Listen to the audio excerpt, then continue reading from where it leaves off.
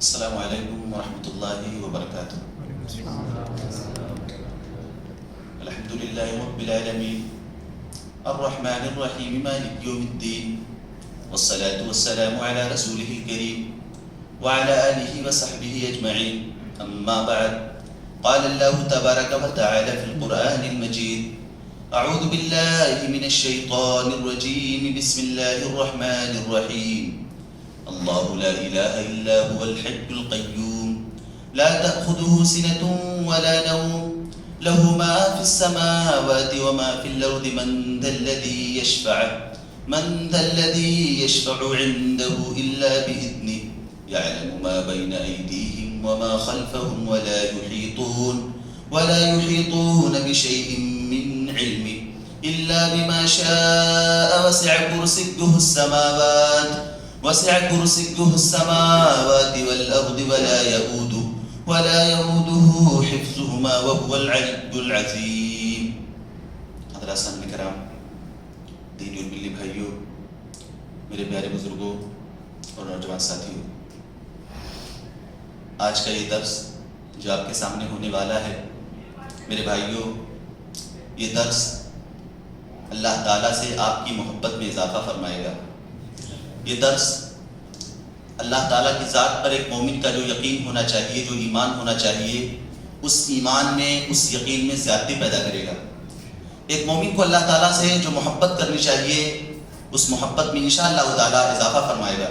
اس لیے میرے بھائیوں، یہ درس ہم تمام بھائیوں کے لیے، پردہ نشین خواتین، ماں اور بہنوں کے لیے، سب کے لیے یکساں فائدہ مند ہے۔ اسی لیے میں آپ سے گزارش کروں گا کہ اس درس کو آپ دل جمعی کے ساتھ، انتہائی سنجیدگی کے ساتھ اللہ تعالیٰ کے کلام کی آیات کی جو تفسیر آپ کے سامنے پیش کی جائے گی سلف کے اقوال کی روشنی میں، اس کو میرے بھائیوں یقینی معنوں میں ایک مومن کو اللہ تعالیٰ کے کلام کو جیسے سمجھنا چاہیے اور جس انداز میں سننا چاہیے، اسی انداز میں آپ سننے کی اور سمجھنے کی کوشش کریں۔ پیارے بھائیوں، آج کے درس کے لیے میں نے جس موضوع کا انتخاب کیا ہے وہ ہے اللہ تعالیٰ کے ذات کا تعارف آیت الکرسی کی روشنی میں۔ میرے بھائیوں، اس دنیا میں بہت سارے علوم ہیں، دنیا میں بہت سارے فن ہیں، ہر علم کی، ہر فن کی ایک لذت ہے۔ بندہ سائنس کی تعلیم حاصل کرتا ہے، اس کو اس میں الگ مزہ ملتا ہے۔ ایک بندہ جغرافیہ پڑھتا ہے، اس کو الگ مزہ ملتا ہے۔ ایک بندہ، میرے بھائیوں، انجینئرنگ کی تعلیم حاصل کرتا ہے، اس کو ایک الگ فائدہ ملتا ہے۔ ہر علم کی اپنی ایک لذت ہے، ہر فن کا اپنا ایک الگ مزہ ہے۔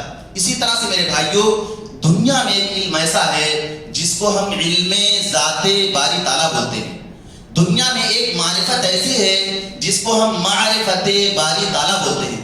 یہ دنیا کے تمام علوم پر بھاری ہے۔ سب سے زیادہ لذت والا علم، سب سے زیادہ پسندیدہ علم، روح کو غذا پہنچانے والا، روح کو تسکین دینے والا علم، وہ علم ہے میرے بھائیوں جس میں اللہ تعالیٰ کی ذات کا تعارف کرایا جائے، اللہ تعالیٰ کی ذات کا انٹروڈکشن کرایا جائے، یہ بتایا جائے کہ جس نے اس پوری کائنات کو پیدا کیا، کائنات میں انسانوں کو، جناتوں کو، فرشتوں کو بسایا، وہ ذات ہے کیسی، اس کا تعارف کیا ہے، اس کا انٹروڈکشن کیا ہے، اس کی قدرت کیا ہے، اس کے کمالات کیا ہیں، اس کے صفات کیا ہیں، اس کی خصوصیات کیا ہے، اس کا پاور کیا ہے، وہ ہے کیسا۔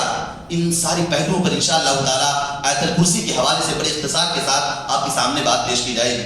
میرے بھائیوں، آیت الکرسی کے بارے میں ہم اور آپ حدیثوں میں یا علماء کے مباحث میں اس کی فضیلت کے متعلق، اس کی اہمیت کے متعلق بہت ساری باتیں سنتے رہتے ہیں۔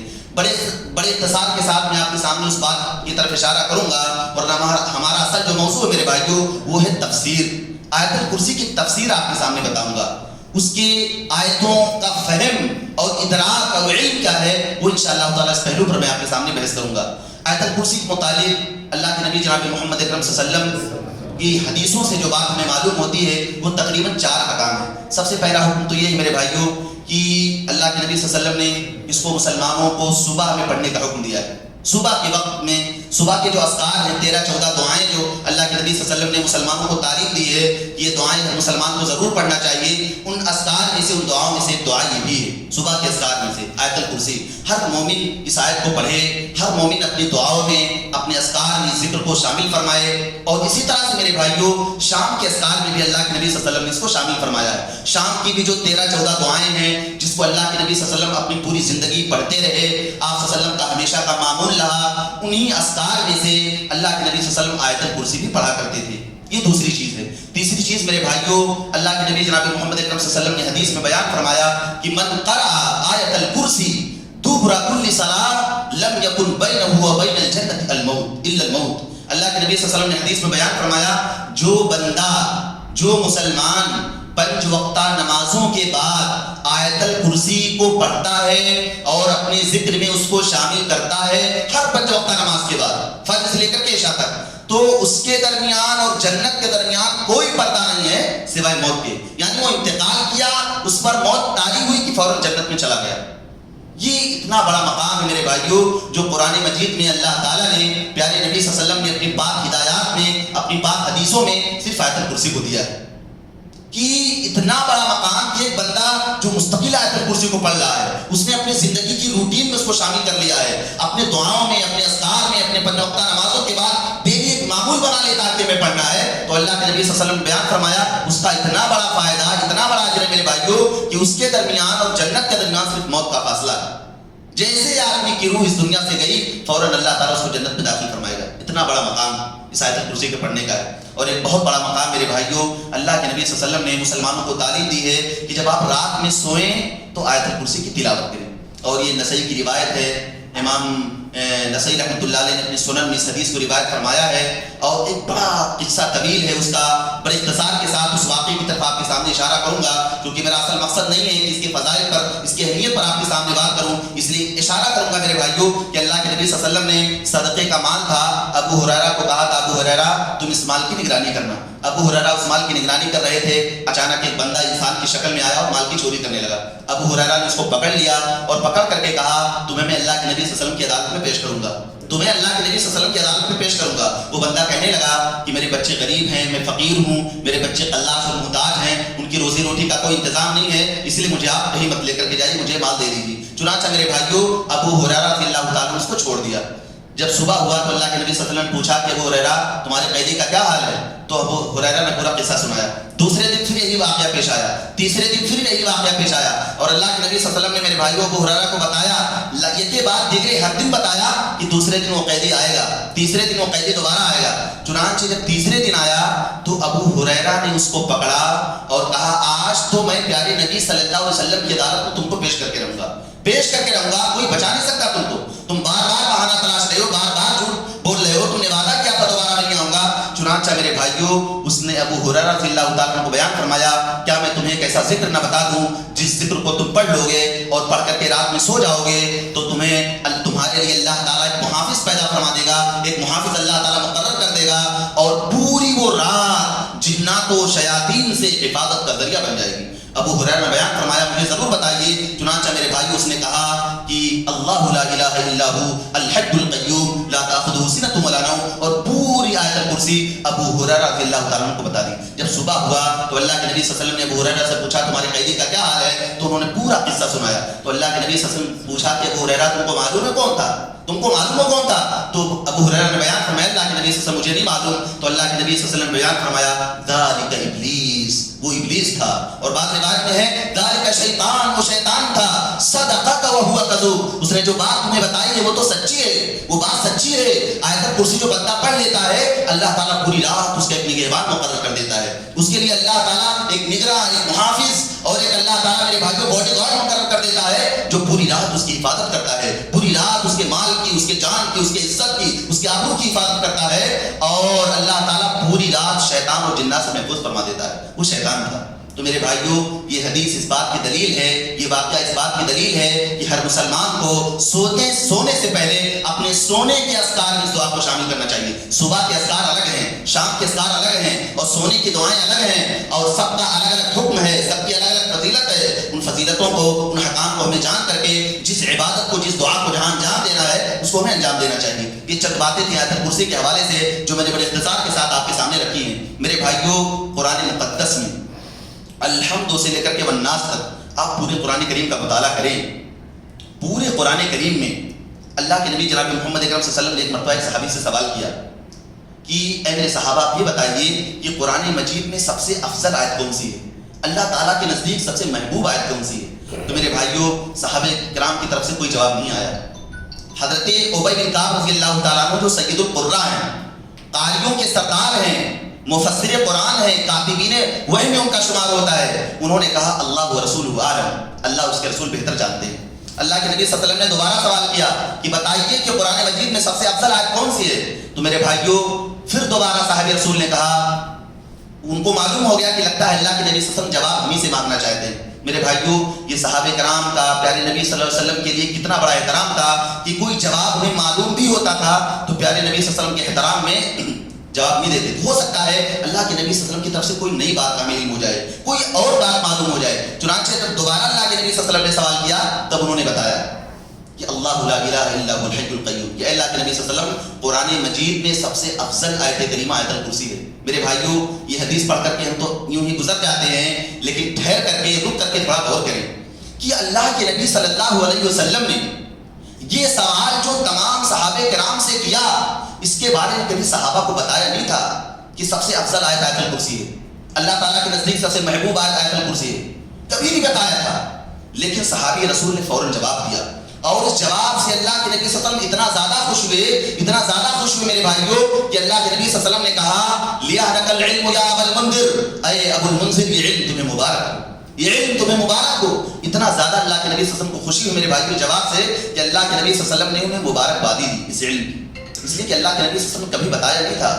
اور یہی بات نہیں بلکہ صحابی رسول نے جو اس سوال کا جواب دیا وہ جواب انہیں 2-4 آیتوں میں سے ڈھونڈ کر کے ایک آیت نہیں بتانا تھا، 100-200 آیت میں سے ایک آیت ڈھونڈ کر کے نہیں بتانا تھا۔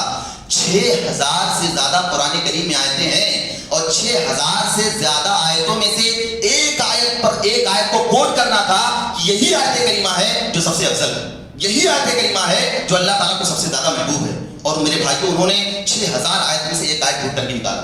آپ اندازہ کریے کہ صحابہ کرام قرآن مجید میں کتنا زیادہ تدبر کرتے تھے، کتنا زیادہ قرآن کریم کے معنی میں، قرآن کریم کی آیتوں میں، اللہ تعالیٰ کے کلام میں کتنا زیادہ کھوئے رہتے تھے میرے بھائیوں، اور ان کے تدبر کا، ان کے تفکر کا، ان کے غور و فکر کا کتنا اعلیٰ معیار تھا کہ فوراً اللہ کے نبی صلی اللہ علیہ وسلم نے سوال کیا اور فوراً جواب دے دیا، فوراً جواب دے دیا۔ اور بھائیوں علماء نے تو یہاں تک لکھا ہے، مفسرین نے تو یہاں تک لکھا ہے کہ قرآن کریم میں تو بہت ساری آیتیں ہیں، بہت ساری آیتیں ہیں جس کے بارے میں کہا جا سکتا تھا کہ آیت کریمہ سب سے اچھی آیت ہے، یہ آیت سب سے افضل آیت ہے۔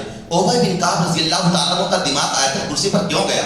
کیوں گیا آیت الکرسی پر؟ اس لیے میرے بھائیوں کہ آیت الکرسی قرآن مجید میں ایک ایسی آیت کریمہ ہے پورے قرآن میں جس میں صرف اللہ تعالیٰ نے اپنی ذات کا تعارف کرایا ہے، کسی اور چیز کا اللہ تعالیٰ نے تذکرہ ہی نہیں کیا ہے، بلکہ اس کی طرف اشارہ بھی نہیں کیا ہے، صرف اللہ تعالیٰ نے اپنی ذات کا تعارف کرایا ہے۔ اور دنیا میں سب سے عظیم علم، دنیا میں سب سے بڑی معرفت، دنیا کا سب سے عظیم فن اللہ تعالیٰ کے بارے میں معلومات حاصل کرنا ہے۔ اسی لیے میرے بھائیوں اللہ تعالیٰ نے اس میں اپنی توحید کو بیان کیا ہے، اسی لیے فوراً ابی بن کعب رضی اللہ تعالیٰ عنہ کا دماغ توحید والی آیت پہ گیا، عقیدے والی آیت پہ گیا جس میں اللہ تعالیٰ نے اپنی ذات کا تعارف کرایا ہے، اپنی ذات کا انٹروڈکشن بیان کیا ہے۔ تو یہ چند بنیادی باتیں تھیں جو ہمیں آیت الکرسی کی تفسیر سے پہلے جان لینا ضروری ہے۔ پیارے بھائیوں قرآن مجید کا جب آپ مطالعہ کریں گے تو آپ قرآن مجید میں بنیادی طور پر 3 احکام پائیں گے، 3 ٹاپکس پر اللہ تعالیٰ نے بحث کی ہے۔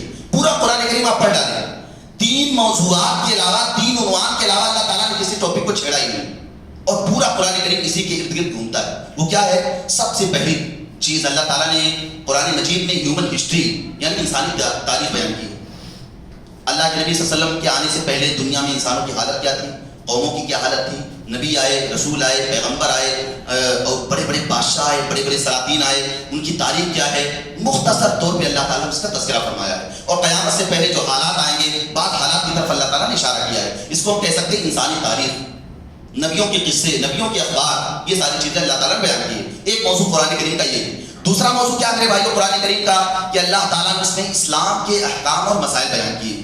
اسلام کے بارے میں آپ کو عبادت کیسے کرنی ہے، نماز پڑھنا ہے، روزہ رکھنا ہے، زکوٰۃ دینا ہے، بہنوں کو میراث میں حصہ دینا ہے، ہر کسی کا جو میراث میں حق بنتا ہے اس کے بارے میں اللہ تعالیٰ نے بحث کی۔ طلاق کے احکام کیا ہیں، خلا کے احکام کیا ہیں، حیض وغیرہ کے مسائل کیا ہیں، اور اسی طرح سے میرے بھائیوں دوستوں بہت ساری اسلام کے جو بنیادی احکام اور بنیادی مسائل ہیں تقریباً اللہ تعالیٰ نے اس کی طرف قرآن اشارہ تو ضرور کر دیا ہے۔ یہ قرآن کریم کا دوسرا موضوع ہے۔ اور قرآن کریم کا ایک تیسرا موضوع ہے جو سب سے اہم موضوع ہے، جس کے لیے قرآن نازل ہوا، جس کے لیے پوری دنیا کا اللہ تعالیٰ نے وجود بخشا، جس کے لیے زمین بنائی گئی، جس کے لیے آسمان بنایا گیا، جس کے لیے انسان پیدا کیے گئے، جس کے لیے فرشتوں کو اللہ تعالیٰ نے بنایا، جس کے لیے اتنی بڑی کائنات کو اللہ تعالیٰ نے بسایا، وہ کون سا موضوع ہے میرے بھائیوں؟ وہ ہے معرفت باری تعالیٰ۔ قرآن کریم جب آپ پڑھیں گے تو انسانی تاریخ کے بعد، اسلام کے احکام و مسائل کے بعد تیسرے نمبر پر اللہ تعالیٰ کے بارے میں آپ کو معلوم ہوگا کہ اللہ تعالیٰ ہے کون، اللہ تعالیٰ کی طاقت کیا ہے، اللہ تعالیٰ کا پاور کیا ہے، اللہ تعالیٰ کی صفات کیا ہے، اللہ تعالیٰ کے کمالات کیا ہے۔ ان ساری چیزوں کے بارے میں اللہ تعالیٰ نے بیان کیا۔ بلکہ میرے بھائیوں، اسلام کے بہت بڑے اسلامک اسکالر علامہ ابن تیمیہ رحمۃ اللہ علیہ، جن کو مجدد اعظم کہا جاتا ہے، ہر 100 سال پہ اللہ تعالیٰ ایک مجدد پیدا کرے گا، اور ان کو علماء نے مجدد اعظم بالاتفاق کہا ہے، چونکہ انہوں نے میرے بھائیوں تلوار کے ذریعہ بھی جہاد کیا، قلم کے ذریعہ بھی جہاد کیا، زبان کے ذریعہ بھی جہاد کیا، ہر ایک کتابوں کے ذریعہ بھی جہاد کیا، ہر اعتبار سے جہاد کے جتنے طریقے تھے سارے طریقوں پر انہوں نے اللہ تعالیٰ کے دین کا دفاع کیا ہے، دین کا، قرآن کا، سنت کا دفاع کیا ہے، اور اسلام کا ڈنکا دنیا میں بجایا ہے۔ اسی لیے ان کو مجدد اعظم کہا جاتا ہے۔ ان کے بارے میں آتا میرے بھائیوں کہتے تھے کہ قرآن مجید میں ایک بھی آیت کریمہ ایسی نہیں ہے جس میں اللہ تعالیٰ نے اپنی توحید کے بارے میں بات نہ کیا ہو۔ آپ پڑھیں الحمد سے لے کر ورنہ تک، ایک بھی ایسی آیت کریمہ نہیں ہے جس میں اللہ تعالیٰ نے اپنی توحید کے بارے میں بات نہ کیا ہو۔ ہر آیت میں کہیں ظاہری طور پہ اور کہیں اشارے کے طور پہ اللہ تعالیٰ نے اپنی توحید کا تذکرہ تو ضرور کیا ہے۔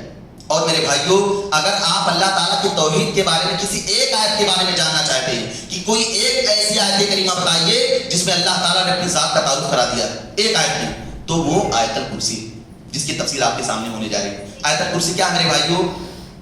آیت الکرسی کو آپ سادہ مفہوم میں یوں سمجھ لیں کہ آیت الکرسی میں اللہ تعالیٰ نے ایک دعویٰ کیا ہے، ایک دعویٰ اللہ تعالیٰ، صرف ایک دعویٰ ہے، اور اس دعوے کو ثابت کرنے کے لیے اللہ تعالیٰ نے 5 5 10 2 12 دلیلیں اللہ تعالیٰ نے دی ایک دعوے کو ثابت کرنے کے لیے۔ کوئی بھی دعویٰ بلا دلیل معتبر نہیں ہوتا ہے، اور اللہ تعالیٰ جب کسی چیز کا دعویٰ کرے اور اس پر دلیل نہ دے، یہ تو حیرت کی بات ہے۔ اسی لیے میرے بھائیوں، قرآن مجید میں آیت الکرسی کا جو پہلا ٹکڑا ہے اس میں اللہ تعالیٰ نے ایک دعویٰ کیا، اور اس کے بعد اس دعوے پر لگاتار اللہ تعالیٰ نے 12 دلیلیں دی، 12 دلیلیں، اور وہ دلیلیں حیران کر دینے والی ہے بندے کو۔ واللہ عظیم، اگر آیت الکرسی کو ایک مسلمان سمجھ لے، اس کے تقاضوں پر عمل کر لے، اس میں جو باریکیاں ہیں، اس میں علم کے جو خزانے ہیں، اس میں ایمان کو پختگی دینے والے اور آپ کے عقیدے کو مضبوطی دینے والی جو باتیں ہیں، بندہ اس کو سمجھ لے، پڑھ لے، جان لے، اور صرف اسی کے پیغام کو ملحدین تک، دہریوں تک، مشرکوں تک،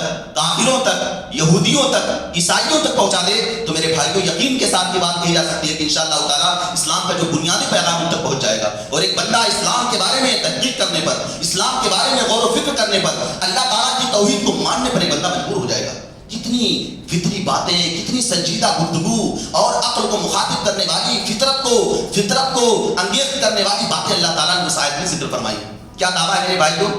دعویٰ ہے اللہ لا الہ الا ہو، اللہ تعالیٰ کے علاوہ کوئی معبود نہیں۔ یہ اللہ تعالیٰ نے دعویٰ کیا ہے۔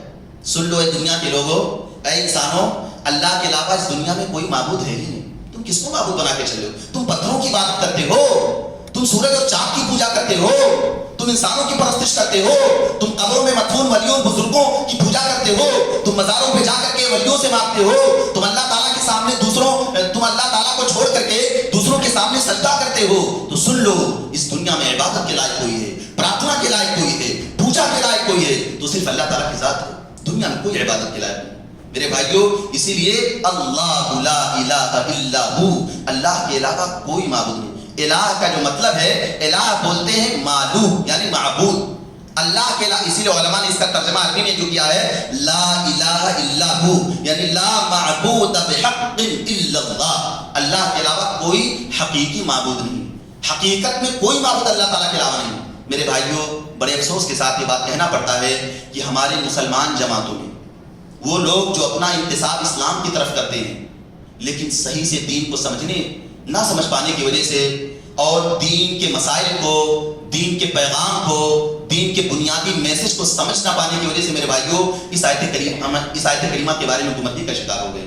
میں نے کیا ترجمہ کیا اس آیت کا کہ اللہ کے علاوہ کوئی حقیقی معبود نہیں، لا الہ الا ہو یعنی لا معبود بحق الا ہو، اللہ کے علاوہ کوئی حقیقی معبود نہیں۔ بہت ساری گمراہ جماعتیں ہیں، بلکہ میں نام آپ کے سامنے واضح کروں میرے بھائیوں، جماعت اسلامی جو انتہائی گمراہ ترین جماعت ہے، اور دنیا کے جتنے گمراہ فرقے ہیں سارے گمراہ فرقوں کے عقیدوں کا مجموعہ ان کے اندر پایا جاتا ہے۔ معتزلہ، معتزلہ کا کچھ عقیدہ ہے، کچھ بدعتیوں کا کچھ عقیدہ ہے، شیعوں کا کچھ عقیدہ ہے، بہت سارے گمراہ فرقوں کے عقیدوں سے میرے بھائیوں مل کر کے جماعت بنی، جماعت اسلامی۔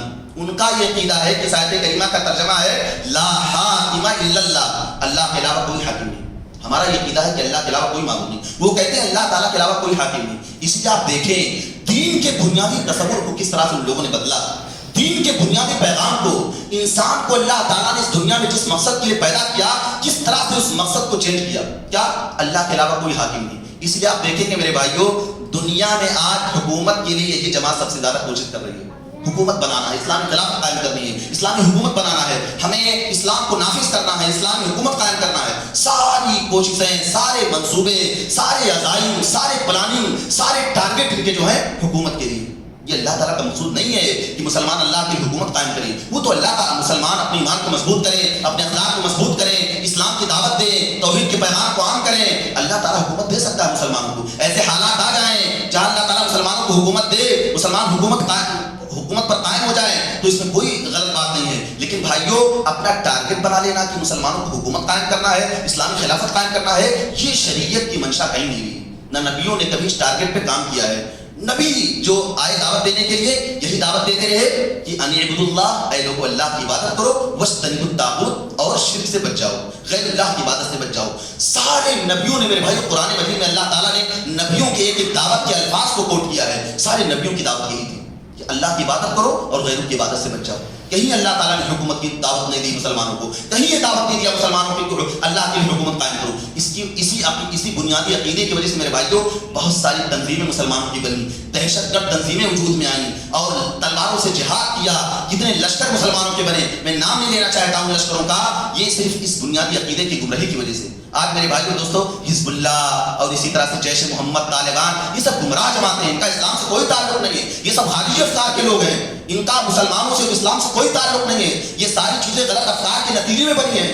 اسلام کبھی نہیں چاہتا ہے، اسلام آپ سے مطالبہ نہیں کرتا ہے اللہ لا الہ الا ہو کا جو مطلب ہے کہ اللہ کے علاوہ اس دنیا میں کوئی معبود نہیں، آپ کو عبادت کے لیے محنت کرنی ہے، توحید کے لیے محنت کرنی ہے، اللہ تعالیٰ کی توحید کو دنیا کے سامنے پھیلانا ہے، یہی اس آیت کریمہ کا مقصد ہے۔ اتنے عظیم کلمے سے اللہ تعالیٰ نے آیت الکرسی کا آغاز کیا ہے، اتنے عظیم کلمے سے اللہ لا الہ الا ہو۔ بلکہ میرے بھائیوں علماء بیان فرماتے ہیں کہ اللہ کے علاوہ کوئی معبود نہیں، اسی آیت کریمہ کی وجہ سے اللہ تعالیٰ نے اس پوری کائنات کو بسایا ہے، اور جب اس کلمے کو دنیا میں کہنے والا کوئی نہیں رہے گا تب اللہ تعالیٰ اس کائنات کو ختم کر دیں گے، یہ کائنات ختم ہو جائے گی، یہ زمین، یہ سورج، یہ چاند، دریاؤں میں آگ لگا دی جائے گی، یہ پہاڑ روئی کی طرح فضاؤں میں اڑیں گے، سورج اور چاند کو اللہ تعالیٰ ان کو بے نور کر دے گا اور اپنے انگلیوں میں اللہ تعالیٰ ان کو لپیٹ کر کے جہنم کی آگ میں ڈال دے گا، دنیا کا پورا نظام تباہ و برباد کر دیا جائے گا، دنیا کے پورے سسٹم کو میرے بھائیوں دوستو اللہ تعالیٰ بیکار کر دیں گے، پورے کرۂ ارضی کے نظام کو اللہ تعالیٰ سیکنڈوں میں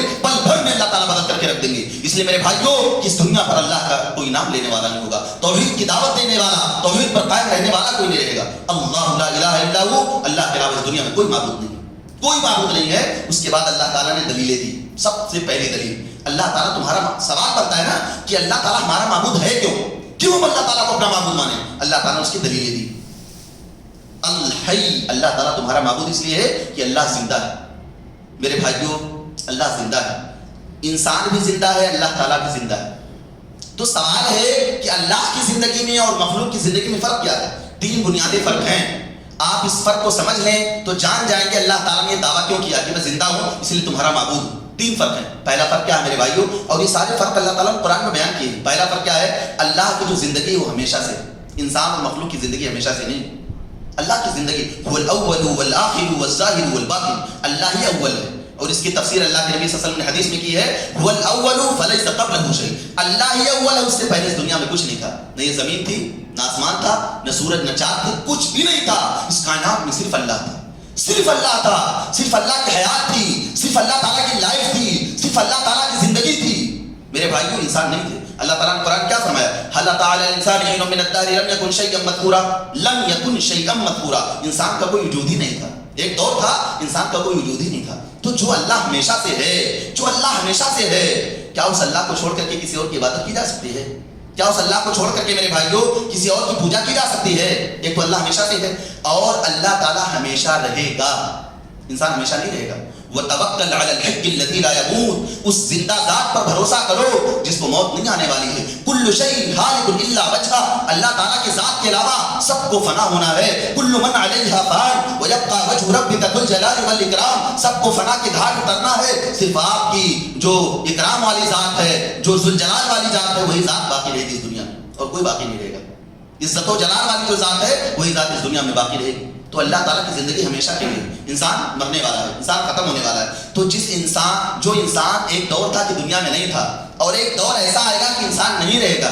کیا میرے بھائیوں، جو ذات ہمیشہ سے ہے اور جو ذات ہمیشہ رہے گی، اس کو چھوڑ کر کے انسان کی عبادت کی جا سکتی ہے؟ یہ اللہ تعالیٰ نے انسان کو دعوت دی ہے کہ عبادت صرف اللہ تعالیٰ کی ہوگی، اور اس کائنات میں کسی کی عبادت نہیں ہو سکتی ہے. اور تیسرا فرق کیا ہے میرے بھائیوں، کہ اللہ تعالیٰ کی جو زندگی ہے وہ زندگی بالکل مکمل ہے. اللہ تعالیٰ کی زندگی میں کوئی نقص نہیں ہے، اللہ تعالیٰ کی زندگی میں کوئی عیب نہیں ہے. انسان کی زندگی میں عیب ہے، انسان بیمار ہوتا ہے، انسان کو بیماریوں کی ضرورت ہے، انسان کھانا کھاتا ہے، انسان پانی پیتا ہے، انسان اپنی حاجتیں پوری کرتا ہے، انسان تھکتا ہے، انسان سوتا ہے، اور انسان دوڑتا پھرتا ہے. ان ساری حاجتوں سے اللہ تعالیٰ پاک ہے.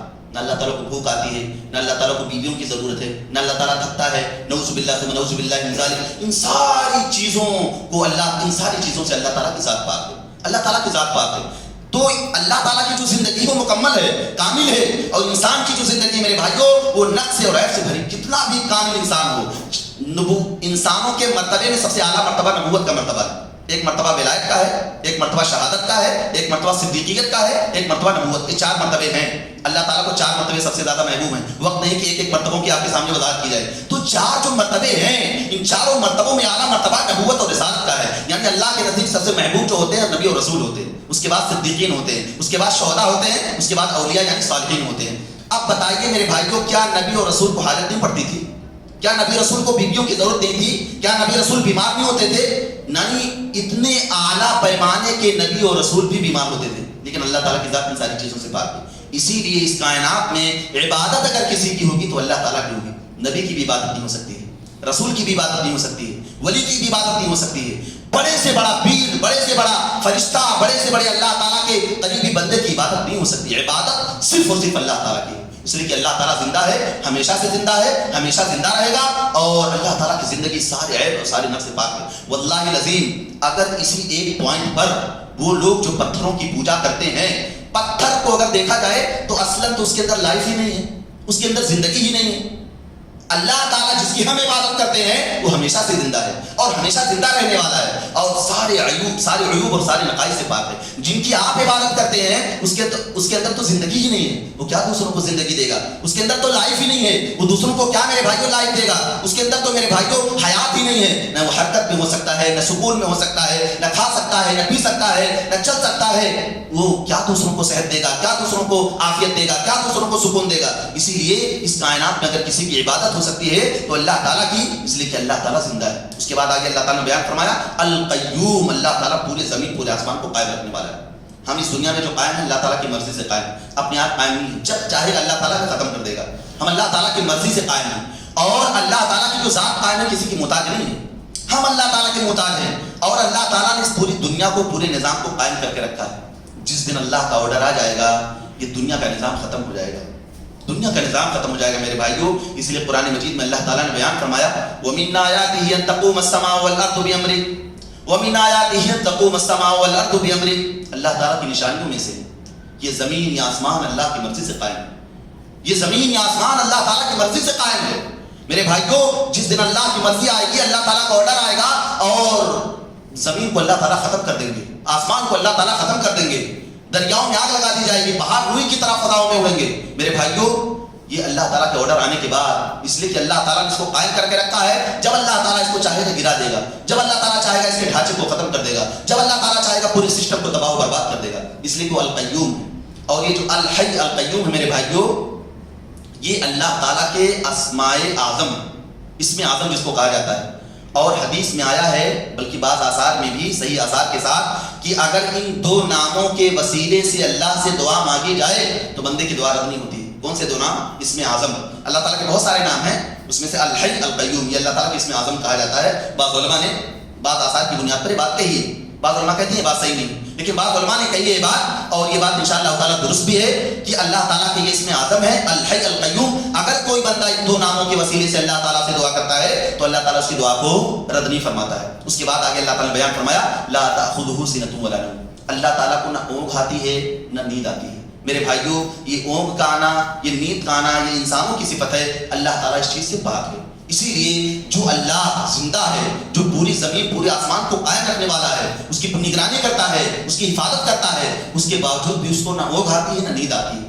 کیا اس اللہ کو چھوڑ کر اس دنیا میں کسی کی عبادت کی جا سکتی ہے؟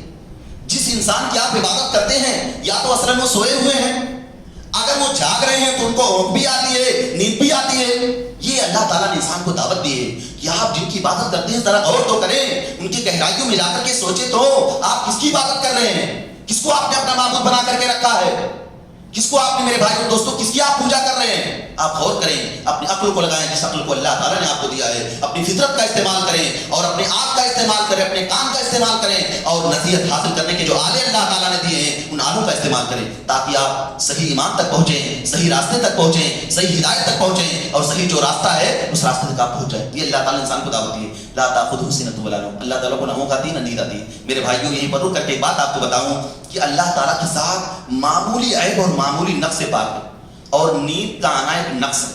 نیند ایک عیب ہے. اسی لیے جنت میں جب جنتی داخل کیے جائیں گے تو اللہ تعالیٰ ان کو نیند کی حاجت دور فرما دیں گے. ان سے جنتیوں کو جنت میں نیند نہیں آئے گی. جو نیند اللہ تعالیٰ نے رکھی ہے میرے بھائیوں وَجَعَلْنَا نَوْمَكُمْ سُبَاتًا وَجَعَلْنَا اللَّيْلَ لِبَاسًا وَجَعَلْنَا نَوْمَكُمْ سُبَاتًا. یہ جو نیند اللہ تعالیٰ نے بنایا دنیا کے لیے بنائی گئی نیند. جنت میں نیند نہیں ہوگی، آخرت میں نیند نہیں ہوگی. نیند کو اللہ تعالیٰ نے دنیا میں بنایا ہے. جنت میں جانے کے بعد، آخرت میں جانے کے بعد نیند کی حاجت کو اللہ تعالیٰ ختم فرما دیں گے. کیوں میرے بھائیوں؟ اس لیے کہ دنیا میں آدمی تھکتا ہے، آدمی کام کرتا ہے، محنت کرتا ہے، تھکن ہو جاتا ہے، تو اللہ تعالیٰ نے ایک سسٹم بنایا کہ بندہ دن میں کام کرے، تھک جائے، رات میں آ کر کے میرا بندہ آرام کر لے، سو جائے، اپنی تھکاوٹ کو دور کر لے. اسی لیے اللہ تعالیٰ میرے بھائیوں اللہ تعالیٰ نے نیند کے بارے میں کہا یہ جو نیند ہے یہ تھکاوٹ کو دور کرنے والی ہے. لیکن جنت میں کوئی کام نہیں ہوگا، کوئی محنت نہیں ہوگی، کوئی مشقت نہیں ہوگی، کوئی پریشانی نہیں ہوگی، کوئی تکلیف نہیں ہوگی. اللہ تعالیٰ آپ پر کوئی عبادت فرض نہیں کریں گے، اور اگر بندہ کچھ کرے گا بھی تو اس کو تھکن نہیں آئے گی، کوئی تھکن نہیں. قرآن میں باقاعدہ آیات اس کے بارے میں وضاحت ہے. اسی لیے میرے بھائیوں جنت میں نیند بھی نہیں ہوگی، جنت میں نیند نہیں ہوگی. سارے نقص سے، سارے عیب سے اللہ تعالیٰ پاک کر کے جنتیوں کو داخل فرمائیں گے. جنت میں ہر عیب سے پاک کر دیا جائے گا، ان کے جسم کو خوبصورت بنا دیا جائے گا، ان کے دل کی غلاظتوں کو، دل کی گندگیوں کو، دل میں جو کینہ کپٹ جو اللہ تعالیٰ نے ہر بندے کے دل میں آزمائش کے طور پہ دنیا میں رکھی ہے، وہ ساری غلاظتیں، ساری گندگیاں، سارے کینے، سارے کپٹ، سارے حسد سب کچھ نکال کر کے اللہ تعالیٰ پھینک دیں گے. ظاہری طور پہ بھی خوبصورت اور باطنی طور پہ بھی اللہ تعالیٰ خوبصورت بنا دے گا، اور ہر عیب ہر نقص سے پاک کر دے گا. اور نیند بھی ایک نقص ہے، اس لیے جنتیوں کو جنت میں بھی نیند نہیں آئے گی. لا تأخذہ سنۃ ولا نوم. اللہ تعالیٰ کو نہ نیند آئے گی نہ اونگ آئے گی. اس کے بعد آگے اللہ تعالیٰ نے بیان فرمایا لہ ملک السماوات وما فی الارض. اللہ تعالیٰ نے بیان فرمایا میرے بھائیوں کہ اللہ تعالیٰ لہ ما فی السماوات وما فی الارض. اللہ تعالیٰ کے لیے جو کچھ زمین میں ہے اور جو کچھ آسمان میں ہے سب اللہ تعالیٰ کا ہے، سب اللہ تعالیٰ کی ملکیت ہے. اس زمین پر یہ ایک زمین ہے، اس کے نیچے 6 زمینیں، 7 زمینیں، یہ ایک آسمان ہے جو ہم اپنی آنکھوں سے دیکھ رہے ہیں، اس کے اوپر 7 آسمان ہیں، اس کے اوپر 6 آسمان، کل 7 آسمان ہیں. اور اس کے بیچ میں جو پوری فضا ہے، اس پورے کرۂ ارضی پر، اس پورے عالم شہادہ پر، اس پورے عالم غیب پر، سب پر تنہا اللہ تعالیٰ کی ملکیت ہے. ہو سکتا ہے چند سالوں کے لیے اللہ تعالیٰ کسی کو مالک بنا دے، چند سالوں کے لیے کسی خطے کا اللہ تعالیٰ مالک بنا دے، لیکن ہمیشہ ہمیشہ کی ملکیت جو ہے میرے بھائیوں وہ اللہ تعالیٰ کی ملکیت ہے. اس کائنات میں کسی کی ملکیت نہیں. اسی لیے جب مالک اللہ تعالیٰ کا ہے تو تصرف بھی اللہ کا چلتا ہے. اللہ تعالیٰ جو چاہتا کرتا ہے، جب چاہتا ہے دن نکالتا ہے، جب چاہتا ہے رات آتی ہے، جب چاہتا ہے دن 14 گھنٹے کا کر دیتا ہے، جب چاہتا ہے رات کو 10 گھنٹے کا کر دیتا ہے، جب چاہتا ہے رات بڑی کر دیتا ہے، جب چاہتا ہے رات چھوٹی کر دیتا ہے، جب چاہتا ہے بارش کا نزول فرماتا ہے، جب چاہتا ہے تحساری نازل فرما دیتا ہے. کیوں؟ اس لیے کہ جب مالک وہی ہے، بادشاہ وہی ہے، حاکم وہی ہے، تو آرڈر بھی اسی کا چلے گا، حکومت اسی کی رہے گی، قانون اسی کے نافذ ہوں گے، مرضی اسی کی چلے گی. اس لیے کہ وہی ہے جو اس پورے کائنات کی نگرانی کر رہا ہے، وہی ہے جو اس پورے کائنات کی حفاظت کر رہا ہے. میرے بھائیو دوستو یہ دلیل ہے اس بات کی جو اس پوری کائنات کا حاکم ہے، جو اس پوری کائنات کا مالک ہے، چپے چپے میں اسی کو حکمرانی ہے. کیا اس اللہ کو چھوڑ کر کسی اور کی عبادت کی جا سکتی ہے؟ کیا اس اللہ تعالیٰ کو چھوڑ کر کے پتھروں کی، ولیوں کی، بزرگوں کی؟ میرے بھائیوں، اسی لیے بعض علماء نے اس آیت کریمہ کو براہین التوحید کہا ہے۔ شرک کی جڑوں کو اس آیت کریمہ نے کاٹ کر کے رکھ دیا ہے، شرک کی ایک ایک جزئیے کو اس آیت کریمہ نے کاٹ کر کے رکھ دیا ہے، اور بندوں کے ایمان کی پختگی کے لیے، ان کے عقیدے کی پختگی کے لیے یہ آیت کریمہ قرآن مجید میں سب سے بڑی آیت کریمہ ہے۔ میرے بھائیوں دوستو، لہو ما فی السماوات و ما فی الارض، زمین اور آسمان کی مکمل ملکیت اللہ تعالیٰ کی۔ اس کے بعد آگے اللہ تعالیٰ نے بیان فرمایا، من ذا الذی یشفع عنده الا باذنہ، کون ہے وہ ذات جو اللہ تعالیٰ کے سامنے آ کر کے شفاعت کرے، جو اللہ تعالیٰ کے سامنے اللہ کی اجازت کے بغیر سفارش کرے؟ یہ آیت کریمہ ایسی ہے میرے بھائیوں، جو لوگ عربی زبان جانتے ہیں اور عربی کا اسلوب تھوڑا بہت پہچانتے ہیں، انداز ایسے ہے، کون ہے وہ؟ یعنی اللہ تعالیٰ کا جو انداز ہے کہ کون ہے وہ ذات، گویا کہ اللہ کے سامنے کسی کی کوئی حیثیت نہیں ہے، کوئی حیثیت نہیں، چاہے وہ نبی مقرب ہو، ولی مقرب ہو، نبی مرسل ہو، اللہ تعالیٰ کا قریبی بندہ ہو، بڑے سے بڑا متقی ہو، کوئی حیثیت نہیں اللہ تعالیٰ کے سامنے، کسی کی کوئی ویلیو نہیں اللہ کے سامنے، اللہ کے مقابلے میں کسی کا کوئی مقام نہیں، بڑے سے بڑے نہیں۔ کون ہے وہ ذات جو اللہ کے سامنے آ کر کے سفارش کرے؟ یہ آیت کریمہ میرے بھائیوں، ہم گنہگاروں کے لیے بہت بڑا سبق ہے کہ کل قیامت کے دن ہمارا کوئی سفارشی نہیں ہوگا، ہمارا کوئی شفاعت کرنے والا نہیں ہوگا۔ دنیا میں ہمارا باپ بھی ہمارا قیامت کے دن سفارشی نہیں ہوگا، ہماری ماں بھی ہماری شفاعت نہیں کریں گی، ہماری بہنیں بھی ہماری سفارشی نہیں ہوں گی۔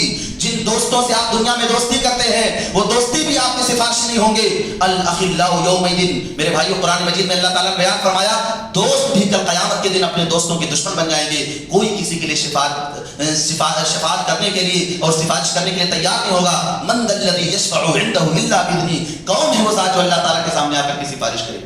آپ اندازہ کریں میرے بھائیوں، اس آیت کریمہ کے مخاطب نبی بھی ہیں، اس آیت کریمہ کے مخاطب رسول بھی ہیں کہ کون ہے جو آ کر کے سفارش کرے۔ اسی لیے قیامت کے بارے میں اللہ کے نبی صلی اللہ علیہ وسلم نے جو حدیثیں بیان فرمائی کہ نبیوں کی ایسی حالت ہوگی کہ حضرت آدم اللہ کے سامنے جانے سے ڈریں گے، حضرت نوح علیہ السلام اللہ کے سامنے جانے سے ڈریں گے، ابراہیم علیہ السلام اللہ کے سامنے جانے سے ڈریں گے، جن کی حالت یہ تھی میرے بھائیوں کہ پوری دنیا اور اپنی زندگی کا ایک لمحہ اللہ تعالیٰ کے لیے قربان کر دیا تھا، کچھ بھی اپنے ذات کے لیے دنیا میں نہیں کیا، جو کیا دین کے لیے، جو کیا اللہ کے لیے، جو کیا اللہ کی رضا کو پانے کے لیے، جو کیا اللہ کی جنت کو حاصل کرنے کے لیے، ان کی یہ حالت ہوگی کہ وہ اللہ تعالیٰ کے پاس جانے سے ڈریں گے۔ اور سچائی تو یہ ہے کہ اللہ تعالیٰ سے سب سے زیادہ ڈرنے والے نبی ہوتے ہیں، جو کہ اللہ کو علم کی بنیاد پر پہچاننے والے انبیاء ہوتے ہیں سب سے زیادہ۔ اس لیے میرے بھائیوں، نبیوں کا اللہ، نبیوں کے دلوں میں اللہ کا ایسا ڈر ہوگا، اللہ کا ایسا روب ہوگا، ایسا اللہ تعالیٰ کا ایسا جلال ہوگا کہ نبی اللہ تعالیٰ کے سامنے جانے سے ڈریں گے۔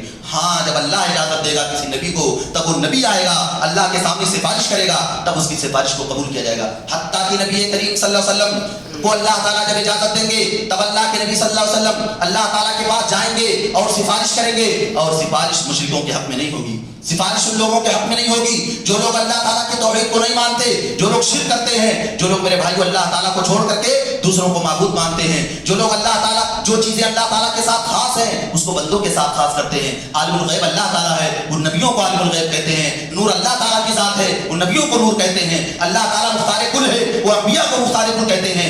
جو اللہ تعالیٰ کے ساتھ شرک کرتا ہے، اللہ کی قسم پیارے نبی صلی اللہ علیہ وسلم کی اس حدیث کی بنیاد پر وہ بندہ نبی کی شفاعت کا مستحق نہیں ہوگا، نبی کی شفاعت کا حقدار نہیں ہوگا، نبی اس کے حق میں سفارش نہیں کریں گے، اس لیے کہ اللہ تعالیٰ جس کے بارے میں اجازت دے گا اسی کے بارے میں سفارش کی جائے گی، اور اللہ صرف اہل توحید کے حق میں سفارش قبول فرمائے گا، اور اہل توحید کے حق میں اللہ تعالیٰ نبیوں کو اجازت دے گا کہ ان کے لیے سفارش کی جائے۔ میرے بھائیوں، علماء بیان فرماتے ہیں، مفسرین بیان فرماتے ہیں، اس آیت کریمہ میں اہل توحید کے لیے بشارت ہے۔ اس آیت کریمہ میں اہل توحید کے لیے، اہل عقیدہ صحیحہ کے لیے بشارت ہے، بہت بڑی بشارت۔ جو لوگ اپنے ایمان کو، اپنے عقیدے کو محفوظ کرتے ہیں اور عقیدے اور ایمان کی ساری چیزوں کو صرف اللہ تعالیٰ کے لیے خاص کرتے ہیں، اور ان کے عقیدوں میں ذرہ برابر کوئی ملاوٹ نہیں، ذرہ برابر کوئی شرک نہیں۔ من ذا الذی یشفع عنده الا باذنہ، کون ہے وہ ذات جو اللہ کے سامنے آ کر کے میرے بھائیوں اللہ کی اجازت کے بغیر سفارش کرے۔ اس کے بعد آگے اللہ تعالیٰ نے بیان فرمایا، ابھی ادھر زیادہ وقت نہیں لگے گا، بڑے اختصار کے ساتھ یہ ساری باتیں ختم کر دوں گا تاکہ کوئی دوسری مجلس اس آیت کریمہ کی تفسیر کے لیے قائم نہ کرنی پڑے۔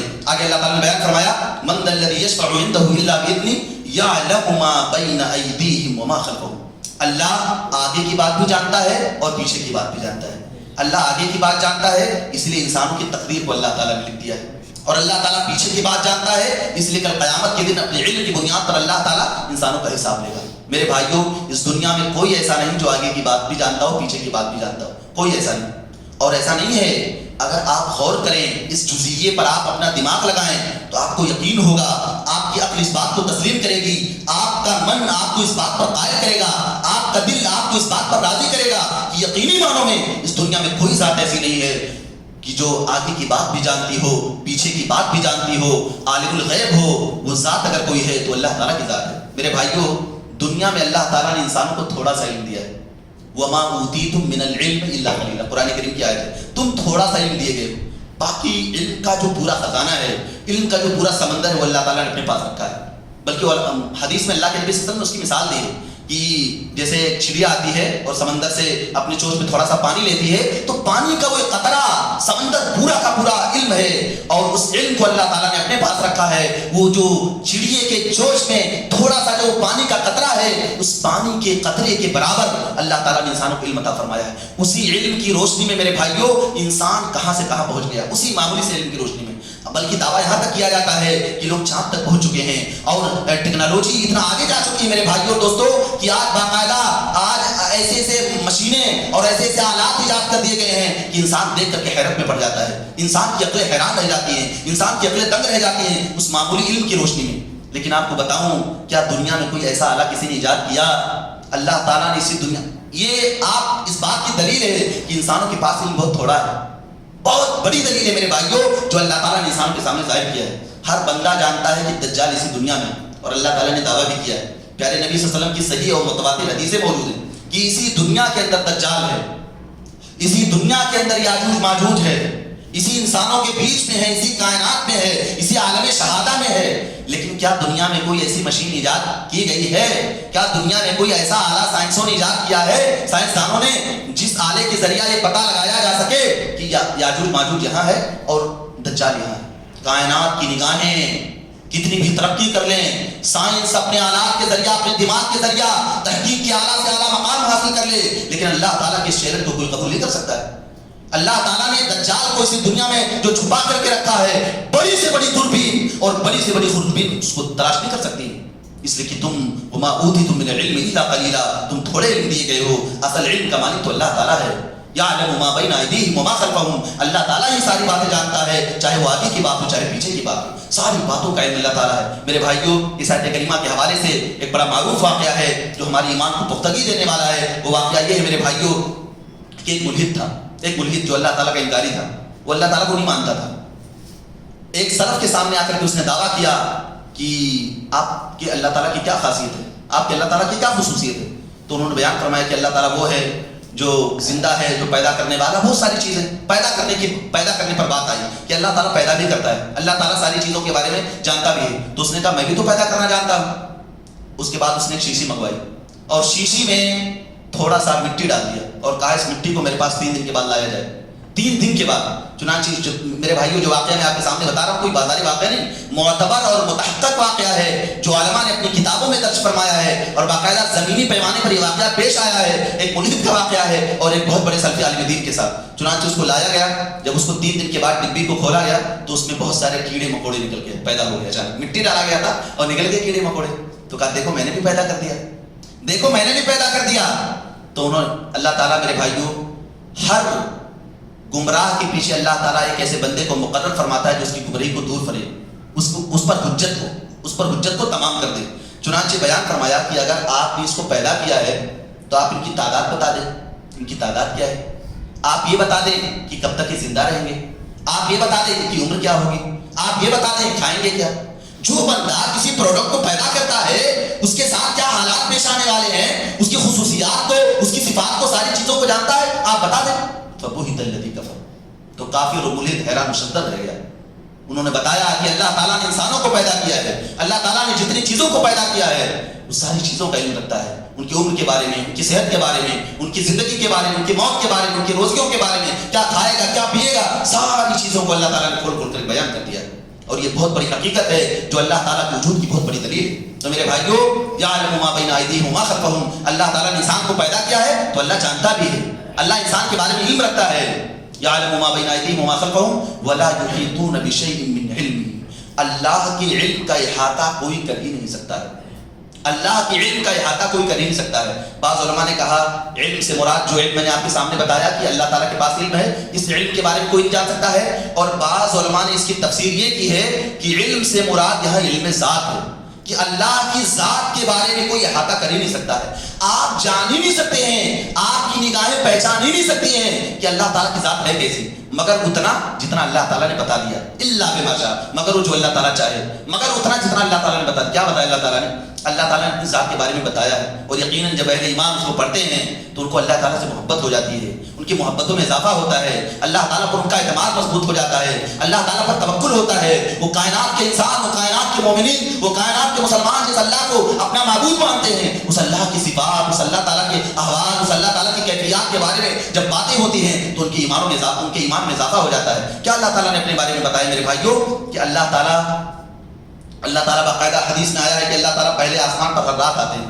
یہ پہلا آسمان جو اپنی نگاہوں سے دیکھ رہے ہیں، ہر رات کے آخری پہر میں اللہ تعالیٰ پہلے آسمان پر تشریف لاتا ہے، پہلے آسمان پر. اور یہ اللہ تعالیٰ کا ڈیلی کا معمول ہے، ہر روز کا اللہ تعالیٰ کا معمول ہے. اور باقاعدہ الفاظ اللہ کے نبی صلی اللہ علیہ وسلم کے ہیں کہ بندے سے اللہ تعالیٰ کہتے ہیں کون ہے جو مجھ سے مانگے میں اس کو عطا کروں، کون ہے جو مجھ سے سوال کرے میں اس کی مراد کو پوری کروں. یہ اس طرح کے الفاظ جو حدیثوں میں بتائے گئے کہ اللہ تعالیٰ تشریف لاتا ہے، اللہ تعالیٰ فرشتوں سے مذاق کرتے ہیں، اللہ تعالیٰ بات کرتے ہیں. اللہ تعالیٰ میرے بھائیو اللہ تعالیٰ کی ایک ذات ہے، اللہ تعالیٰ کے پاس ہاتھ ہے، اللہ تعالیٰ کے پاس پیر ہے، اللہ تعالیٰ کے پاس 5 انگلیاں ہیں. ان ساری چیزوں کے بارے میں حدیث میں بتایا گیا ہے. اللہ تعالیٰ کے پاس پیر ہے، قرآن میں بتایا گیا ہے، حدیث میں بتایا گیا ہے. حتیٰ کہ میرے بھائیو اللہ تعالیٰ کا جو پورا ایک وجود ہے، اس وجود کے بارے میں حدیث میں یہاں تک بتایا گیا کل دنیا کے سارے مسلمان، سارے جنتی اللہ تعالیٰ کا قیامت کے دن دیدار کریں گے. ہر جمعہ کے دن جنت میں ایک بازار لگے گا اور سارے مسلمان، سارے مومنین اللہ تعالیٰ کا دیدار کریں گے. جو جتنا زیادہ متقی ہوگا اپنے تقوی کے اعتبار سے وہ اللہ تعالیٰ کے قریب ہوگا، اور اپنی تقوی، اپنے عبادت اور اپنے اطاعت کے جذبے کے اعتبار سے ہر جمعہ کے دن اللہ تعالیٰ کا دیدار کرے گا. بلکہ بعض حدیثوں میں یہاں تک آیا ہے کوئی زندگی میں اللہ کو 1 مرتبہ دیکھے گا، کوئی سال میں 1 مرتبہ دیکھے گا، کوئی مہینے میں 1 مرتبہ دیکھے گا. اور بہت سارے اللہ تعالیٰ کے جو نیک بندے ہوں گے وہ ہر جمعہ کے دن اللہ تعالیٰ کا دیدار کریں گے. وَلَا يُحِيطُونَ بِشَيْءٍ مِّنْ عِلْمِهِ، اللہ تعالیٰ کے علم کا احاطہ دنیا میں کوئی نہیں کر سکتا ہے. اللہ تعالیٰ کی ذات کے بارے میں کوئی جان ہی نہیں سکتا ہے مگر وہ جو اللہ تعالیٰ نے بتا دیا. بلکہ میرے بھائی کو اللہ کے نبی صلی اللہ علیہ وسلم نے حدیث میں تو یہاں تک بیان فرمایا ہے کہ اے مسلمانوں انکم ترون ربکم یوم القیامت کما ترون لیلۃ القدر، کہ اے مسلمانوں کل قیامت کے دن تم اپنے رب کو اپنی آنکھوں سے ایسے دیکھو گے جیسے آج 14ویں رات کے چاند کو دیکھتے ہو. ایسے تمہارے سامنے تمہارا رب ہوگا اور تم اللہ تعالیٰ کو، اپنے خالق کو، جس خالق کو تم پکارتے ہو اس کو اپنی آنکھوں کے سامنے دیکھو گے. اللہ کے نبی صلی اللہ علیہ وسلم اس کی کیفیات بیان فرمائے میرے بھائیوں کہ جنت کے بازار میں باقاعدہ مجلس لگائی جائے گی، سارے جنتی آ کر کے بیٹھے ہوں گے، اللہ تعالیٰ اپنے عرش پر مستوی ہوگا. فنزع الحجاب، تو حجاب کو اٹھا دیا جائے گا، پردے کو ہٹا دیا جائے گا. اس کے بعد جب سارے جنتی اللہ تعالیٰ کا دیدار کریں گے تو نور نرا نور ہی نور ہوگا، نور ہی نور ہوگا. وہ سارے جنتی اللہ تعالیٰ کو دیکھنے کے بعد، اللہ تعالیٰ کے دیدار کے بعد میرے بھائیوں جنت کی ساری نعمتیں بھول جائیں گے. جنت کی ساری نعمتیں، جنت کی حسین نعمتیں انہیں انتہائی معمولی لگے گی اللہ تعالیٰ کے دیدار کے آگے. ولا یحیطون بشیء من علمہ، اللہ تعالیٰ کے علم کے بارے میں، اللہ تعالیٰ کی ذات کے بارے میں کوئی بندہ کچھ بھی نہیں جان سکتا ہے الا بما شاء، مگر وہ جو اللہ تعالیٰ چاہے. اس آیت کریمہ کے بارے میں کہ اللہ تعالیٰ جو چاہتا ہے وہی ہوتا ہے، ابن قیم رحمۃ اللہ نے بیان فرمایا میرے بھائیوں کہ دنیا میں جو کام ہوتا ہے اللہ تعالیٰ کی مرضی سے ہوتا ہے، اللہ کی چاہت سے ہوتا ہے. بلکہ قرآن مجید میں 400 سے زیادہ آیتیں ایسی ہیں جس میں اللہ تعالیٰ نے اس بات کا دعویٰ کیا ہے کہ جو کام ہوتا ہے اللہ تعالیٰ کی مرضی سے، اللہ تعالیٰ کی مشیت سے ہوتا ہے. دنیا میں کسی کی مشیت نہیں چلتی. یا بولے من یشاء اناثا و یا بولے من یشاء الذکور، اللہ تعالیٰ جس کو چاہتا ہے عورت دیتا ہے، جس کو چاہتا ہے اللہ تعالیٰ مرد دیتا ہے.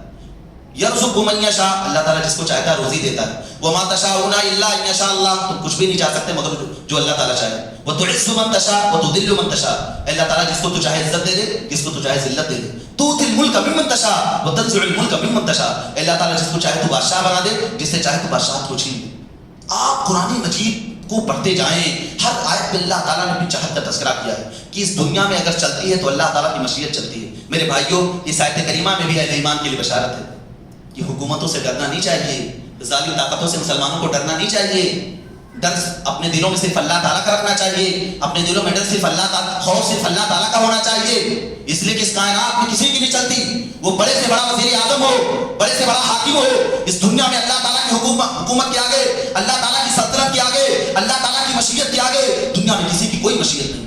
اللہ تعالیٰ کی چاہت کے آگے دنیا میں کسی کی کوئی چاہت نہیں. اللہ تعالیٰ کی پاور کے آگے دنیا میں کسی کی پاور کی کوئی حیثیت نہیں. اس دنیا میں میرے بھائیوں صرف اللہ تعالیٰ کی چلتی ہے. صرف اللہ تعالیٰ کا پاور چلتا ہے، صرف اللہ تعالیٰ کا آرڈر چلتا ہے، صرف اللہ تعالیٰ کی مشیت چلتی ہے، الا بما شاء، مگر وہ جو اللہ تعالیٰ چاہے۔ اسی لیے میرے بھائیوں، اگر آپ دنیا میں کسی آزمائش کا شکار ہوں تو مومنوں کو مایوس نہیں ہونا چاہیے، اس لیے جو بھی اللہ تعالیٰ کی مرضی سے ہوا۔ بہت سارے مسلمانوں پر جادو ہو جاتا ہے تو آزمائش کا شکار ہو جاتے ہیں، وہ بھی اللہ تعالیٰ کی مرضی سے ہوا۔ کوئی جادوگر اپنی مشیت سے، اپنی چاہت سے کسی پر جادوگری نہیں کر سکتا ہے۔ کوئی جنات، کوئی شیطان کسی انسان کو اپنی مرضی سے اس کو تکلیف نہیں دے سکتا ہے۔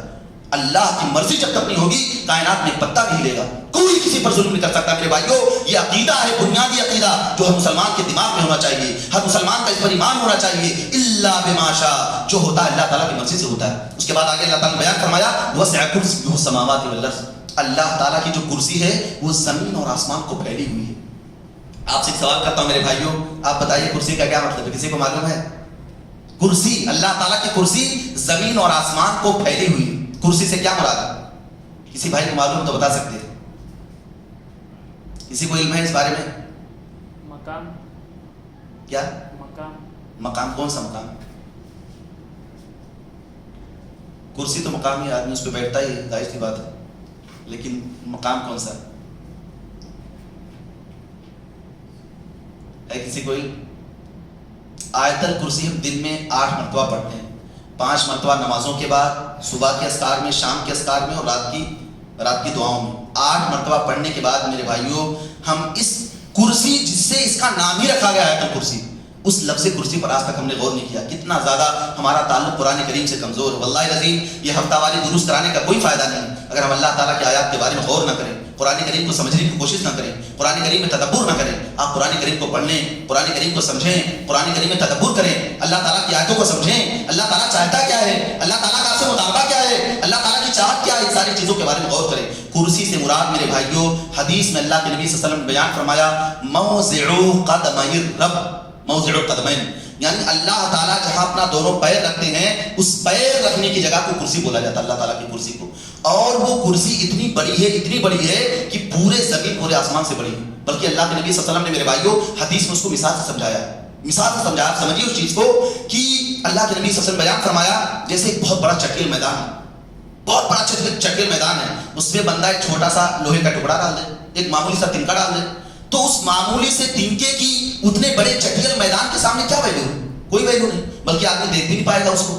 ایسے ہی اس کرسی کے مقابلے میں یہ 7 زمین 7 آسمان، گویا کہ وہ کرسی ایک بہت بڑا چٹیل میدان ہے اور یہ 7 زمین 7 آسمان اس کے مقابلے میں لکڑی کا ایک تنکا ہے۔ میرے بھائیوں آپ تصور کریں، ایک زمین اتنی بڑی، ایک زمین جس کو آج تک ہم نے دیکھا بھی نہیں، کتنی بڑی زمین کتنی بڑی وسیع، کتنی عریض ہے ایک زمین، اس کے علاوہ مزید 6 زمینیں، کل 7 زمینیں، اور اس کے علاوہ اتنا بڑا آسمان، اور اس کے بعد مزید 6 آسمان، یہ 7 14 زمین آسمان مل کر کے، اور اس سے بھی بڑی اللہ تعالیٰ کی کرسی، جہاں اللہ تعالیٰ اپنا دونوں پیر رکھتے ہیں، اور اللہ کی کرسی سے بڑی اللہ تعالیٰ کا عرش ہے، اللہ تعالیٰ کی کرسی سے بڑا اللہ تعالیٰ کا عرش ہے، اور دنیا کی سب سے بڑی مخلوق اللہ تعالیٰ کے عرش ہے، اس سے بڑی مخلوق حجامت کے اعتبار سے، لمبائی کے اعتبار سے، چوڑائی کے اعتبار سے دنیا میں کوئی مخلوق نہیں۔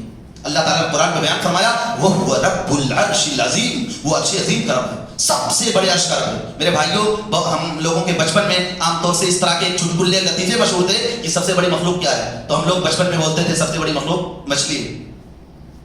قرآن مجید میں اللہ تعالیٰ نے اس کی وضاحت فرمائی وہ رب العرش العظیم، سب سے بڑی مخلوق جو دنیا میں ہے وہ اللہ تعالیٰ کی عرش ہے۔ جب کرسی اتنی بڑی ہے جو زمین سے بڑی ہے، آسمان سے بڑی ہے، تو اللہ تعالیٰ کا عرش کتنا بڑا ہوگا، اللہ تعالیٰ کا عرش کتنا بڑا ہوگا، اور جب اللہ تعالیٰ کا عرش اتنا بڑا ہے میرے بھائیوں، تو اللہ تعالیٰ کی ذات کتنی بڑی ہوگی، تو اللہ تعالیٰ کی ذات کتنی بڑی ہوگی، کتنی پاور والی، کتنی طاقت والی، کتنی کمالات والی، اور کتنا زیادہ طاقت والی۔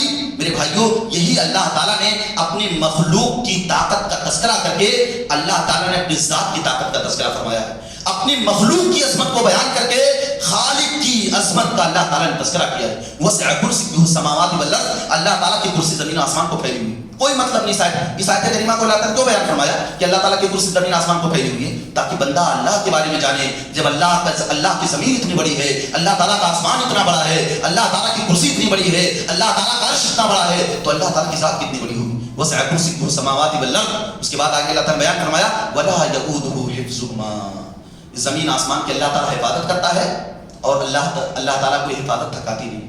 یہ زمین یا آسمان اس کی مکمل نگرانی اللہ تعالیٰ کر رہا ہے میرے بھائیو، مکمل نگرانی اللہ تعالیٰ کر رہا ہے اور اللہ تعالیٰ کو یہ حفاظت تھکاتی نہیں. اور حدیث میں آیا ہے کہ اللہ تعالیٰ نے 6 دن کے اندر زمین آسمان کو پیدا فرمایا. 6 دن کے اندر زمین، 2 دن میں زمین، 2 دن میں آسمان، اور 2 دن کے اندر زمین و آسمان کی ساری چیزیں. سنیچر کے دن جس کو یوم السبت کہا جاتا ہے اس دن اللہ تعالیٰ نے کچھ نہیں کیا. یہودیوں کا، گمراہ لوگوں کا، کافر یہودیوں کا عقیدہ ہے کہ سنیچر کے دن اللہ تعالیٰ نے آرام کیا 6 دن میں کام کر کے اللہ تعالیٰ نے. نعوذ باللہ ثم نعوذ باللہ من ذالک. اسی لیے وہ اپنی مذہبی چھٹیاں عام طور سے سنیچر کے دن ہی مناتے ہیں، جیسا کہ بات مشہور ہے. تو اللہ تعالیٰ نے اس عقیدے کا رد فرمایا. اس آیت کریمہ میرے بھائیوں سارے گمراہ مذہبوں کا اللہ تعالیٰ نے پوسٹ مارٹم کر دیا آیت الکرسی کے اندر. حتیٰ کہ عیسائیوں کا بھی رد کیا اور یہودیوں کا بھی رد کیا، کافروں کا بھی رد کیا، سارے گمراہ فرقوں کا، سارے مشرکوں کا، سارے ملحدوں کا، سارے شرک کی جڑوں کو اللہ تعالیٰ نے کاٹ کر کے رکھ دیا.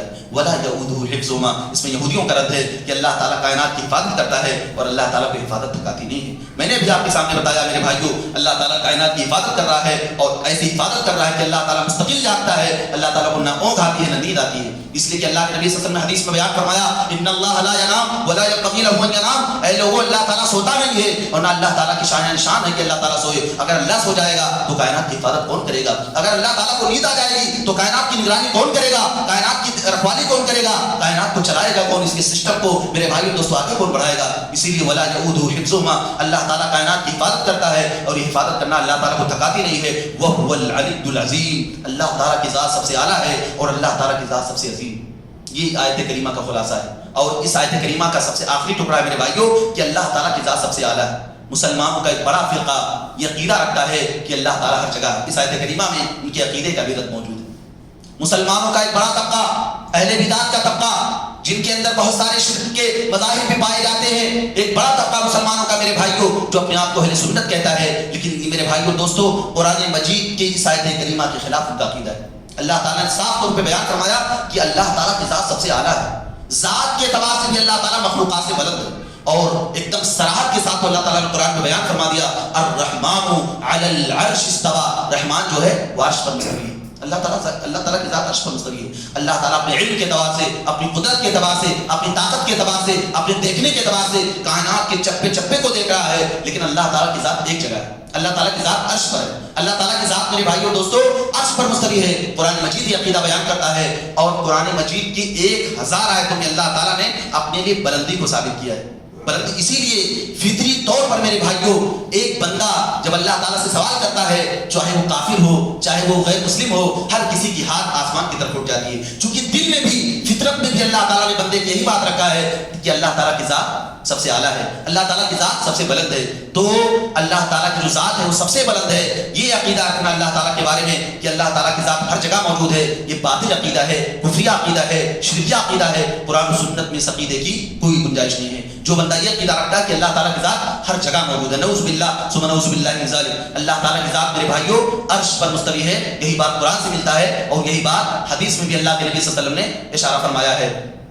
وهو العلی العظیم. اور اللہ تعالیٰ کی ذات سب سے عظیم ہے. اللہ تعالیٰ طاقت کے اعتبار سے بھی عظیم ہے، ذات کے اعتبار سے بھی عظیم ہے، علم کے اعتبار سے بھی عظیم ہے، ہر اور مقام کے اعتبار سے بھی اللہ تعالیٰ سب سے عظیم ہے. یعنی جتنے بھی پہلو ہو سکتے ہیں عظمت کے، ہر پہلو میں اللہ تعالیٰ کی ذات سب سے عظیم ہے. میرے بھائیوں یہ آیت الکرسی کی چند بنیادی باتیں تھیں جو میں نے یوں ہی بلا ترتیب اپنے ٹوٹے پھوٹے انداز میں آپ کے سامنے رکھ دی ہیں. رکھنے کا مقصد یہ ہے کہ ہم اللہ تعالیٰ کی آیات کو پڑھیں، اللہ تعالیٰ کی آیات کو پڑھ کر کے اس میں غور کریں، اس میں تدبر کریں، اس کے معنی اور مفاہیم کو سمجھیں. آیت الکرسی کو ایک بنیاد بنائیں، ایک معیار بنائیں، ایک ٹارگٹ بنائیں کہ آیت کریمہ کو پڑھنے سے اور اس کو جاننے سے، اس میں تدبر کرنے سے کتنا مزہ ملتا ہے. واللہ عظیم کھانے میں وہ لذت نہیں، عورتوں میں وہ لذت نہیں، مال میں وہ لذت نہیں، حسن میں وہ لذت نہیں، اقتدار میں وہ لذت نہیں، جو اللہ تعالیٰ کے کلام میں غور کرنے میں، اللہ تعالیٰ کے کلام کے گہرائیوں میں کھو جانے میں جو لذت ہے وہ دنیا کی کسی چیز میں لذت نہیں. آپ اس کے قریب تو آ کر کے دیکھیں، آپ آیتوں میں غور کر کے تو دیکھیں، آپ اللہ تعالیٰ سے، اللہ تعالیٰ کے کلام سے اپنے تعلق کو مضبوط کر کے تو دیکھیں. میرے بھائی اور دوستوں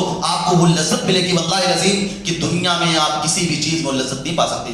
آپ اپنے اندر تقویٰ پیدا کریں، اپنے اندر پرہیزگاری پیدا کریں، دین کے علم کو حاصل کرنے کی کوشش کریں، اللہ تعالیٰ کے سمجھنے کے، اللہ تعالیٰ کے کلام کو سمجھنے کے لیے محنت کریں، دوڑ دھوپ کریں، مشقت کریں. جیسے آپ مال کمانے کے لیے وقت نکالتے ہیں، ویسے دین کو سمجھنے کے لیے، آیات کے پیغام کو سمجھنے کے لیے، قرآن کے معنی اور مفاہیم کو سمجھنے کے لیے آپ محنت کریں، وقت خاص کریں، علماء کی صحبت اختیار کریں، بہترین باصلاحیت علماء کو بلا کر کے اپنے ہاتھ درس کروائیں، اور میرے بھائی ان کی صحبت میں رہ کر کے، ان کی رفاقت میں رہ کر کے آپ اللہ تعالیٰ کے کلام کو جاننے کی کوشش کریں. اللہ تعالیٰ سے دعا ہے کہ میرے مولا تو ہم تمام مسلمان بھائیوں کو یقینی معنوں میں قرآن مجید کو سمجھنے والا، قرآن مجید کو پڑھنے والا، قرآن مجید پر عمل کرنے والا بنا. اللہ تعالیٰ قرآن مجید کی جو دعوت ہے اس دعوت پر سب سے پہلے اللہ تعالیٰ سننے والوں سے زیادہ اس کہنے والے کو عمل کی توفیق عطا فرما. اللہ تعالیٰ اس کے بعد سننے والوں کو عمل کی توفیق عطا فرما. اللہ تعالیٰ قرآن کریم کی دعوت کا جو بنیادی پیغام ہے، جو بنیادی سندیش اور بنیادی میسج ہے، اللہ تعالیٰ توحید کی دعوت دینا، لوگوں کو معروف کی دعوت دینا، لوگوں کو منکر سے روکنا، شرک سے روکنا. اللہ تعالیٰ تو ہم تمام مسلمان بھائیوں کو اس بارے میں حساس اور ذمہ دار بنا دے. اللہ تعالیٰ ہماری مسلم قوم کا طبقہ، ہمارے علماء کرام کا طبقہ، ہمارے ٹرسٹیان اور مسجد کے ذمہ داروں کا طبقہ اس ذمہ داری سے غافل ہو چکا ہے. غیر مسلموں کو جو دین کی دعوت دینی ہے، ان کو توحید کا پیغام پہنچانا ہے. اللہ تعالیٰ اس ذمہ داری میں ہم انتہائی غافل ہیں، ہم انتہائی سست ہیں. اللہ تعالیٰ تو پکڑ فرمانے سے پہلے اللہ تعالیٰ تو ہمیں ہدایت کی زندگی عطا فرما، ہمیں حساس بنا، متحرک بنا، فعال بنا، اور اس ذمہ داری کو حقیقی معنوں میں احساس کرنے والا بنا، تاکہ ہم توحید کے پیغام کو اور اسی طرح سے ایمان کے پیغام کو، ہدایت کے پیغام کو، اسلام کے پیغام کو، قرآن کی دعوت کے بنیادی پیغام کو اللہ تعالیٰ غیر مسلموں تک پہنچائیں، یہودیوں تک پہنچائیں، عیسائیوں تک پہنچائیں. ہماری وہ بھائی جو دین کو چھوڑ چکے ہیں، جو شرک کی غلاظتوں میں، شرک کی دلدلوں میں پھنسے ہوئے ہیں، اللہ تعالیٰ انہیں شرک کی گندگیوں سے نکال کر کے توحید کے صاف ستھرے راستے پر لانے کی توفیق عطا فرما. اللہ تعالیٰ تو ہماری ایمان کی اصلاح فرما دے، ہمارے عقیدے کی اصلاح فرما دے. اور اللہ تعالیٰ جب اس دنیا سے ہمارا خاتمہ ہو تو ہماری زبان سے کلمہ جاری ہو، اشہد ان لا الہ الا اللہ واشہد ان محمد رسول اللہ وما علینا الا البلاغ. والسلام علیکم ورحمۃ اللہ وبرکاتہ.